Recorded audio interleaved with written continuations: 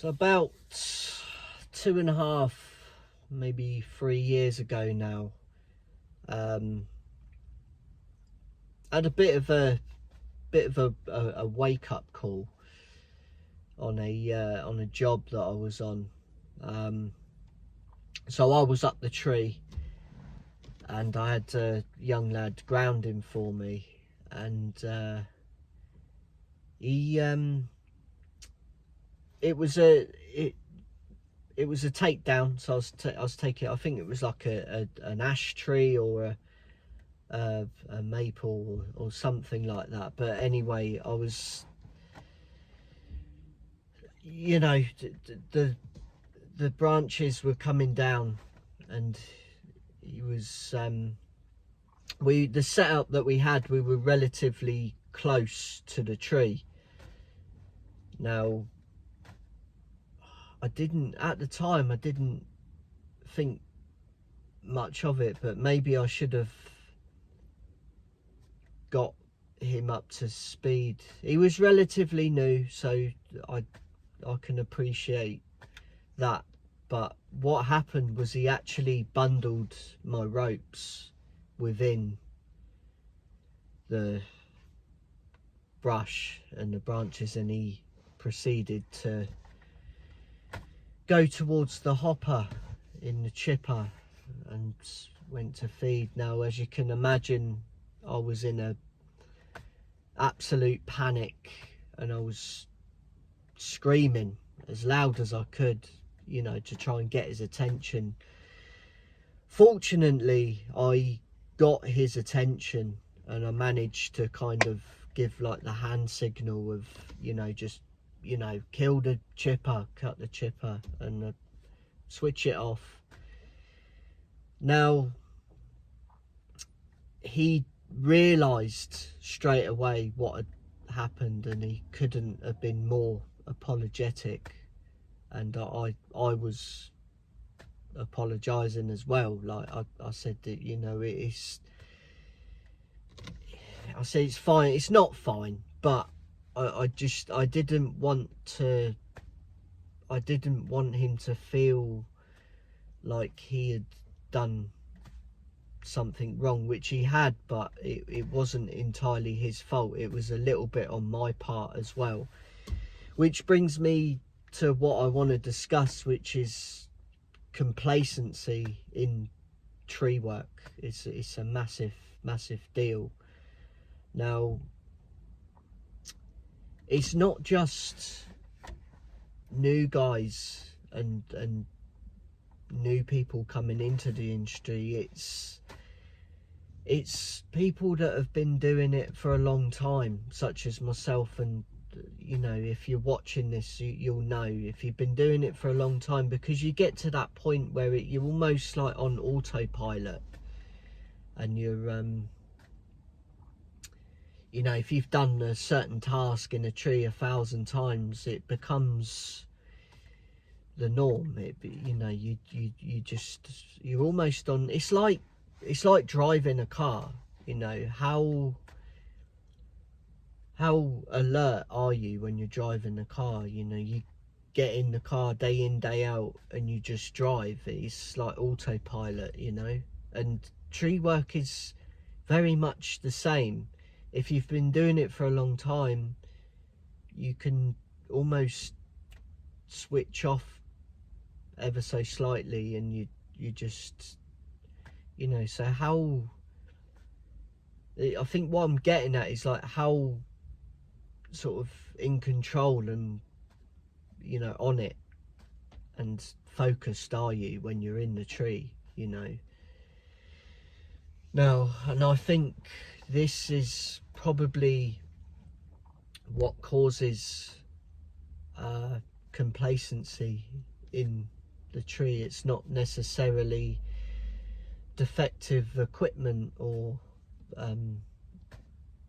you know, just it's not all down to your equipment not being correct or anything like that. It's more down to the operator or the user error of the equipment. So you know, because you hear of these accidents that happen, you know, and they always say, oh, you know, you must check your kit and you must make sure everything's working properly and that. But, you know, you never hear about what kind of, you know, where was this person's mind at? You know, were they focused? Were they a million miles away from what they were trying to, the task that they were on, or the, you know, what they were doing in the tree? How focused were they? You know, I think that has more to do with the complacency than just defective equipment. You know, I think that's what I'm getting at here. So I often wonder what you could do to maybe combat this. Now, if you're the kind of person that tends to switch off and not think about what you're doing, then, you know, I think you need to give yourself a serious sort of shake and a wake-up call. You know, and I like to do this by, maybe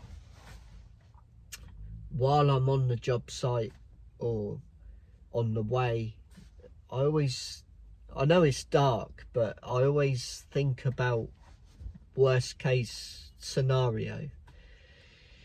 You know, like, what could happen if I didn't tie in properly? Like, I visualise myself falling out the tree, or, you know, maybe I'm in a bad position and I'm not using the saw as safely as I should, you know, suffered sort of kickback or anything like that. So I like to kind of give myself a wake-up call and a bit of a sharp shock to reality of what could happen. So that, for me, that helps me kind of keep myself in check and just double check my tie-in points, and my carabiners are locked properly, and, you know, I just double check that I've tied knots properly, and, you know, I'm in a safe position, and I'm, you know, maybe, you know, 2 hands on the saw and stuff. Now, we all, you know, you know, I use the saw one-handed, you know, especially if I'm sort of pruning and doing like reductions and stuff. It's not always possible for me to do like a 2-handed cut, but it just depends. Like, this is just scenarios and stuff. I'm just trying to kind of focus on the point of complacency here, not trying to go off subject. So yeah, that's basically all I wanted to talk about. Was complacency is a serious thing, and it happens to a lot of us. I find myself sometimes, if I am doing a certain task in a tree, it is quite easy to switch off because I have done it for so many years. But then I can combat that by maybe thinking of these bad scenarios and stuff, and just reminding myself that this is very dangerous, and if you're not on it and focused, then that's when the danger happens. But anyway, if you know, please share your thoughts, put the comments in the comment section, because it's all, like I said before, it's all learning for everybody. It's not just for me, it's for everybody. So please, like, share your stories. You know, I've got loads, but I just thought I'd pick the one about the ropes through the chipper, because that was probably, even though it was about 3 years ago now, it was probably still sticks with me a little bit. So yeah, that's pretty much it. I'll leave it there. It was just a short tree work discussion video.